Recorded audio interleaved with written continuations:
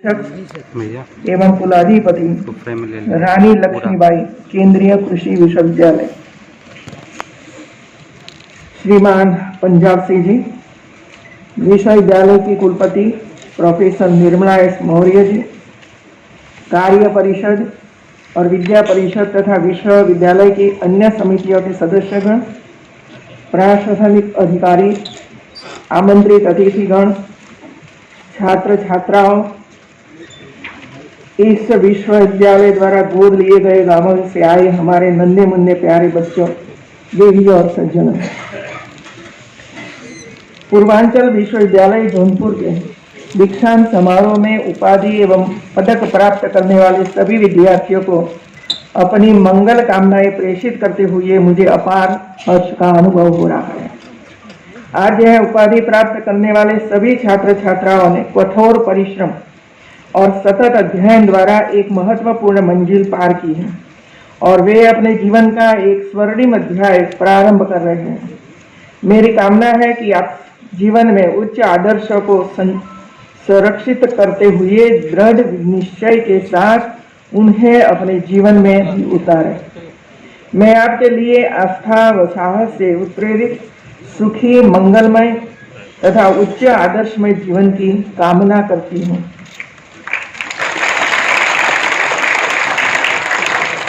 बसंत पंचमी के पावन अवसर पर आयोजित दीक्षांत समारोह अत्यंत महत्वपूर्ण अवसर होता है। वांग्मय देवी मां सरस्वती की कृपा सदैव आप पर बनी रहे। आगामी जीवन यात्रा में आप द्वारा अर्जित उच्च शिक्षा एक बड़ा संबल बने। ज्ञान की शक्ति है, इस उक्ति को जीवन में चरितार्थ करते हुए आपको भविष्य का मार्ग तय करना है। इस राष्ट्र के युवा के तौर पर साहस के साथ कठोर परिश्रम करने को आप तैयार रहे, साथ ही अपने साथ दूसरों की सफलता का आनंद उठाने लिए संकल्पित हो। प्रिय विद्यार्थियों, फूल को देखो, कितनी उदारता से वह अपना पराग और सुगंध बिखेरता है। वह खुशी देता है और मुक्त भाव से प्रेम को बांटता है। आप सभी इस राष्ट्र के उपवन में अपनी सुगंध को सबको सुख और शांति दो एवं गुणवान होने के साथ साथ विनीत बने रहो। विनीत व्यक्ति जीवन पथ पर सदैव उत्सर्ग की ओर बढ़ता है। उपाधियों से अलंकृत होने वाले युवा साथियों, मैं अपने शुभाशीष के साथ आपके उज्जवल भविष्य की कामना करते हुए आपसे अपेक्षा करती हूँ कि आप अपने जीवन मूल्य, आदर्श और सद्कार्यों द्वारा न केवल अपने विश्वविद्यालय का बल्कि देश का गौरव बढ़ाएंगे। आप एक भव्य सांस्कृतिक धरोहर के उत्तराधिकारी हैं। हमारे पूर्वजों ने मानव सेवा और सद्वित्त आनंद प्राप्ति को मनुष्य के जीवन का ध्येय माना है। हमारी महान संस्कृति में उपदेशों में ज्ञान, भगवान राम की मर्यादा, चेतना, भगवान कृष्ण की अनासक्ति, गौतम की करुणा मैत्री, महावीर और गांधी की अहिंसा और शंकराचार्य की अद्वैत अवधारणा पुष्पित और पल्लवित हुई है। इस अवसर पर मेरा आपको यही संदेश है कि हमारी समृद्ध संस्कृति की विरासत के अनुरूप आप अपने व्यक्तित्व का निर्माण कर देश तथा समाज के प्रति अपने कर्तव्य का निर्वाह करें। प्रिय विद्यार्थियों, अब सभी युवा हैं। आज के युग में सबसे बड़ी आवश्यकता हमारी युवा पीढ़ी महानता के उच्चतम आदर्श का पालन करे, जिसके लिए उन्हें अपने मन में सत्य, दया, क्षमा, प्रेम, त्याग और सहिष्णुता के लिए दृढ़ संकल्प लेना होगा तथा उज्जवल भविष्य के लिए नई शिक्षा नीति को बढ़ावा देना होगा, जिससे देश को बड़ी संख्या में आदर्शवान और प्रतिभाशाली युवा नागरिक उपलब्ध हो सके। नई शिक्षा नीति भी राष्ट्रीय चरित्र निर्माण और नैतिक उत्थान तथा तकनीकी कौशल को बढ़ावा देना है। वीर बहादुर सिंह पूर्वांचल विश्वविद्यालय जौनपुर जैसे ऐतिहासिक नगर में स्थित है। इस नगर का अपना पौराणिक महत्व है। यह भूभाग पुरा काल में महर्षि यमदग्नि की तपसाधना का एक प्रख्यात केंद्र रहा है, जिसे समय समय पर भारद्वाज और याज्ञवल्क्य जैसे मनुष्यों के तत्व चिंतनों की तेजस्विनी रश्मियां भी अपनी ज्योति वर्षा से परिसिंचित करती रही है। काशी की विश्व विश्रुत शिव साधना के समानता सूर्य पूजा और अग्नि यज्ञों की इसकी अपनी पुनीत समस्या रही है, परंपरा रही है। नगर के हृदय स्थल से प्रवाहित गोमती के उत्तरी कूल से लगे और उस गौरव गरिमा को अपने में समेटे हुए भग्नाविष्ट सूर्य मंदिरों की पंक्ति आज भी उसके पुष्ट साक्ष्य के रूप में विद्यमान है। पराक्रम और पौरुष के चीर युवा मानस धनुर्धर परशुराम की क्रीड़ाशैली होने का गौरव भी इसी पूर्वी धरती से प्राप्त होता है।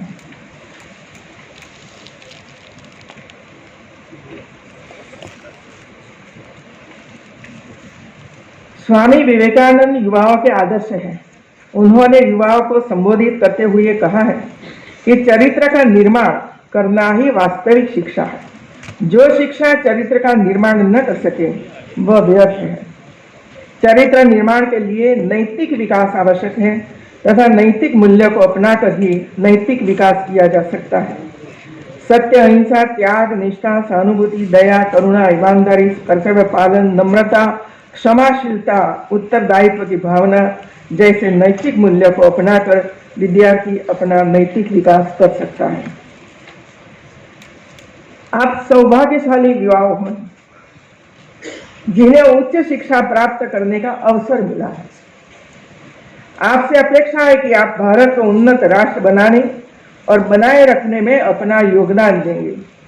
भारत बाह्य और आंतरिक समस्याओं जूझ रहा है। आप सबको पता है कैसी समस्याएं भारत में और हमारे प्रदेश में है। मित्रों, मैं कल प्रतापगढ़ में थी। काफी महिलाओं को वहां में मिली। मित्रों, मैंने महिलाओं को पूछा कि आपकी समस्या क्या है, तो महिलाओं ने मुझे ये बताया कि जब हम घर से बाहर निकलते हैं काम करने के लिए स्वयं सहायता समूह, तो लोग हमारी टीका करते हैं और बोलते हैं कि घर में रहो, बाहर जाने की आवश्यकता नहीं है। अब पूरे भारत की महिलाएं जब आगे आ रही हैं, शिक्षित हो रही हैं, छोटा मोटा काम करके कमा रही हैं, अपने परिवार को आगे ले जा रही हैं, ऐसी महिलाएं जब मुझे ये समस्या मुझे बताती है तब मैंने ये कहा कि आप डरो मत, आप जो अच्छा काम कर रहे हो करते रहो, पीछे मत हटो, लेकिन एक बात ध्यान में रखना कि आप गलत काम मत करना, सही काम करना, गलत काम मत करना। गलत काम करोगे तो समाज में आपकी प्रतिष्ठा नहीं होगी, चाहे आप लखपति बन जाओ तो भी। और इसी वजह से ये समस्या हमारे सामने है। मित्रों, जब कॉलेज में लड़कियां पढ़ती है वो भी ऐसी समस्या से गुजरती है। दूसरी समस्या मुझे ये बताई कि हमारे यहाँ बाल विवाह हो रहा है, तो वो कैसे निपटा जाए। मैंने अधिकारियों को कहा कि हमारा कानून है और कानून होने की वजह से आप सख्ती से बाल विवाह बंद करवा सकते हो, क्यों नहीं करवाते हो। आज जब आपके बीच में मैं दीक्षांत समारोह में आई हूं तब मुझे लगता है सरकार का काम करेगी, कानून सख्ती से पालन करे ऐसी व्यवस्था करेगी। मित्रों, लेकिन हमारा भी कुछ दायित्व है। बाल विवाह में उपस्थिति नहीं होनी चाहिए हमारी पहली तो मैं आपको कहती हूँ। जहां भी बाल विवाह हो, चाहे आपके छोटे भाई का हो या बहन का हो, मत जाइए बाल विवाह में, मना करिए कि करिए मैं नहीं आऊंगा। इतनी हिम्मत जो हमें शिक्षा में से प्राप्त नहीं होती है तो शिक्षा का अर्थ क्या है मित्रों? क्या नुकसान है? कभी हम लोगों ने सोचा है 12-13 साल की उम्र वाली बच्ची का विवाह हो जाता है और 1-1.5 साल के बाद वो मां बनती है, कैसे बच्चों का जन्म देती है? वो स्वयं बच्ची है और मां बनती है। परिवार ने कभी ये बात सोची है सही? वो ही बच्चे कुपोषित है और करोड़ों रुपया का खर्च ये बच्चों को सुविधा देने के लिए, सशक्त बनाने के, निरोगी बनाने के लिए राज्य सरकार और केंद्र सरकार खर्च कर रही है। एक समस्या को हम दूर नहीं कर सकते हैं। यदि ये बाल विवाह बंद हुआ तो कुपोषण ऑटोमेटिक बंद हो जाएगा मित्रों, ऑटोमेटिक बंद हो जाएगा। कैंसर से पीड़ित हमारी बच्चियां है, मां है। सोचा है कभी कैंसर क्यों होता है गर्भाशय का और ब्रेस्ट कैंसर क्यों होता है? हम सब जानते हैं मित्रों, लेकिन इसके लिए जो जन जागृति होनी चाहिए, ऐसे विषय को समाज के सामने रखना चाहिए, ये हमारे यहां से नहीं होता है मित्रों। हम सब चुप रहते हैं ऐसी बातों में। और मैंने एक तय किया है कि जहां भी दीक्षांत समारोह में हम जाए, वहां हमारे युवा धन को हम संकल्प करवाए कि ऐसी जो समस्या है इसमें आप भोगी मत बनिए मित्रों। संकल्प करके जाइए कुछ न कुछ कि मैं भविष्य में वो नहीं करूंगा, वो नहीं करूंगा, वो नहीं करूंगा। सच्ची शिक्षा तो वो है मित्रों। आपको सर्टिफिकेट मिल गया, लगाएंगे आप दीवार पर, गोल्ड मेडल मिल गया, 25 लोगों को हम दिखाएंगे कि गोल्ड मेडल मिला, गोल्ड मेडल मिला, गोल्ड मेडल मिला। लेकिन जब घर में ऐसी समस्या उत्पन्न होती है तब हमारे में वो हिम्मत नहीं आई है कि इसका मैं विरोध करूं, क्योंकि मैं शिक्षित होकर आई हूं, मैं दीक्षित होकर आया हूं। ये हिम्मत कब आएगी? और ये हिम्मत जुटानी ही पड़ेगी मित्र। जब आपने 50 गांव दत्तक लिए, गोद लिए, मैंने पढ़ा 50 गांव गोद लिया है, क्या ये 50 गांव में हम ऐसी जो समस्याएं हैं समाज की, वो समस्याओं को सामने एड्रेस कर सकते हैं? हमारे इतने अध्यापक हैं, इतने अध्यापक हैं, पीएचडी हुए हैं, वही विषयों पर पीएचडी किया होगा और भविष्य में आप भी पीएचडी करोगे इसमें।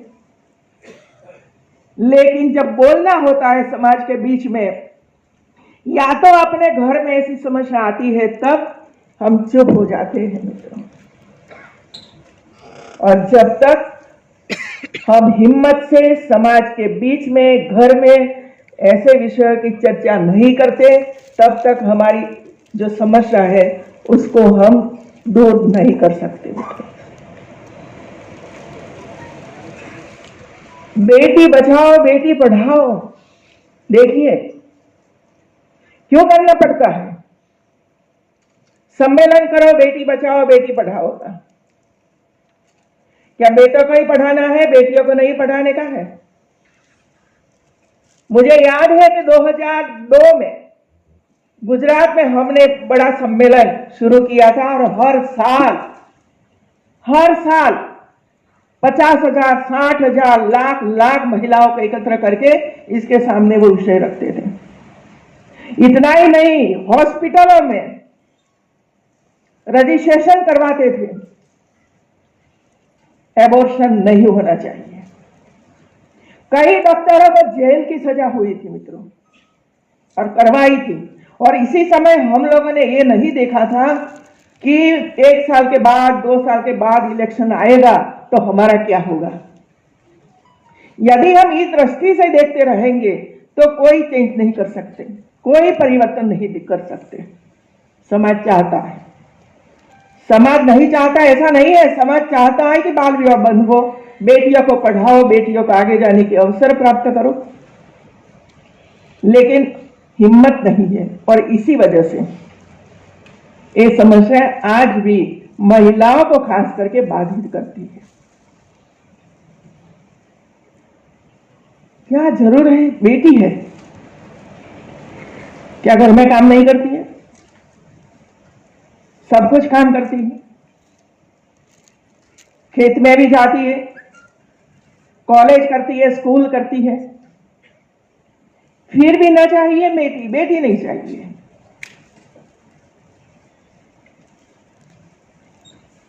महिलाओं को मारना और पीटना, महिलाओं को पर हाथ उठाना, हम मानवता की मूर्ति बोलते हैं उसको। सहन शक्ति वाली महिला है, लेकिन मैं तो महिलाओं को ही कहती हूं कि आप ये मत सहन करिए। मारपीट कैसे कर सकते हो महिलाओं को? ये स्टेज पर से मैं ऐसा नहीं कर सकूंगी कि आप भी इसी तरह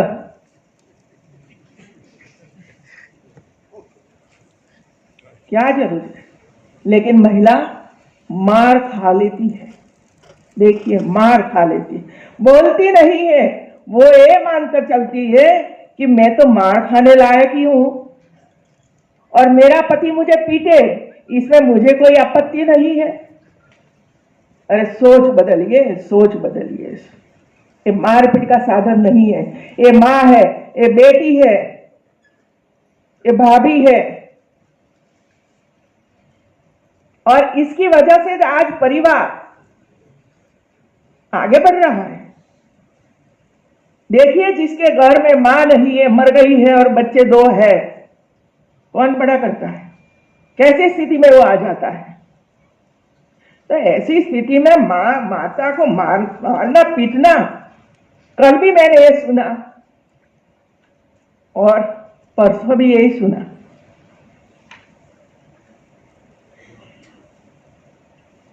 मित्रों, आपका ये दायित्व है। यदि पड़ोस में भी ऐसी स्थिति होती है तो आपकी जिम्मेवारी है कि पुलिस को फोन करके उसकी रक्षा करवाएं। हम चुप नहीं रहना चाहिए। घर से निकाल देना,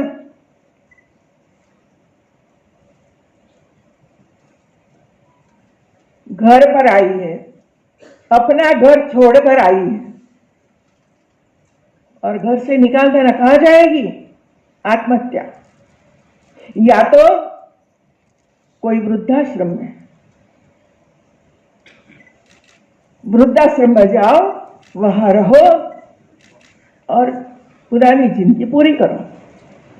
बेटी को जला देना, मैं तो हैरान हूं मित्रों। मैं 2 बार जेल में गई हूं देखने के लिए। कोई सजा नहीं है, देखने के लिए गई और जाती रहती हूं। लखनऊ में नारी निकेतन करके एक जेल है सिर्फ महिलाओं के लिए। 350 महिलाएं बस सजा काट रही हैं, किसी को 25 साल, किसी को 30 साल, किसी को आजीवन जेल। मैंने पहली बार ये देखा मित्रों। काफी महिलाओं को मैं व्यक्तिगत रूप से मिली और सबको एक एक करके पूछा, कहां से आए हो, कितनी सजा आपको मिली है, कितनी बाकी है, कितनी उम्र है? 85 इयर्स, 80 साल, 82, 77, 75, 60। और पूछा मैंने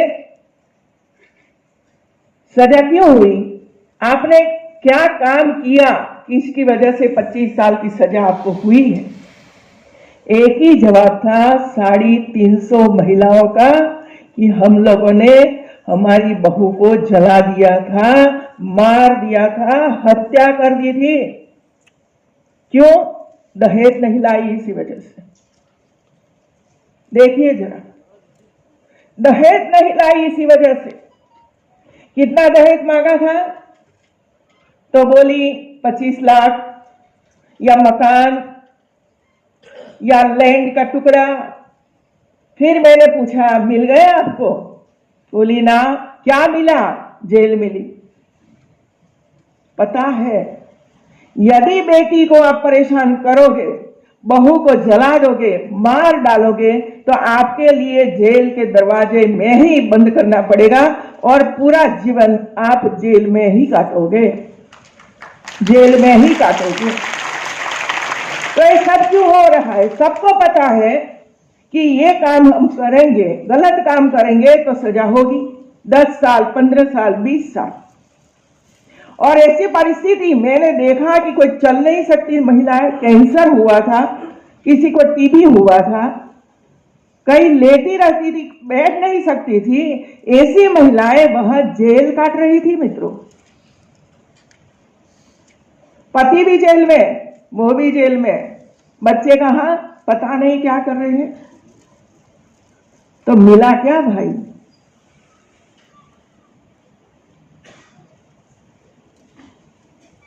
मैंने योगी आदित्यनाथ जी को विनती की कि अभी 5 साल बाकी है, किसी का 2 साल बाकी है, लेकिन उम्र की दृष्टि से और शारीरिक दृष्टि से मैंने देखा है कि ऐसी महिलाओं को छोड़ देना चाहिए। और ऐसी 30 महिलाओं को 26 जनवरी के दिन, प्रजासत्ताक दिन, सबने छोड़ दिया मित्रों। सभी महिला 30 राजभवन में मैंने बुलाया और सबको पूछा घर पर जाकर क्या करोगे? बस भगवान का नाम लेंगे, अभी कुछ बाकी नहीं है। भगवान का नाम लेंगे, कुछ बाकी नहीं। क्या ऐसे समस्या है मित्रों, उसको दूर नहीं कर सकते हम। और लास्ट में टीबी ग्रस्त बच्चे, टीबी ग्रस्त बच्चे, पूरे भारत में जितने टीबी मरीज है, इसमें से 20%, 20% मरीज सिर्फ यूपी में है, सिर्फ यूपी में। यूपी में ज्यादा इसी वजह से है कि आबादी ज्यादा है, 23-24 करोड़ की आबादी है। क्या एक एक बच्चे को हम गोद लेकर उसको 3-4 महीने में टीबी में से मुक्त नहीं करवा सकते हैं? हम पढ़े लिखे हैं, कमा रहे हैं हम। तो कल एक बड़ी मीटिंग इधर हुई और मैं जहां जाती हूं प्राथमिकता में टीबी को देती हूं, क्योंकि बच्चों का टीबी है तो कैसे पढ़ेंगे बच्चे। कल लगभग 500, 550 बच्चों को गोद लिया गया समाज के स्वयंसेवी संस्थाओं में। कल कुलपति जी वहां उपस्थित थी। मैंने पूछा यूनिवर्सिटी ने कितने बच्चे गोद लिए, तो जवाब ना मिला।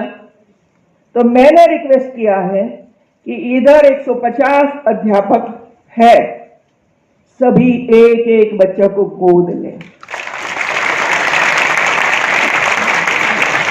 और पूरे जनपद में 4000 मरीज है, सिर्फ 4000 मरीज है, पूरे जनपद में 4000 मरीज है।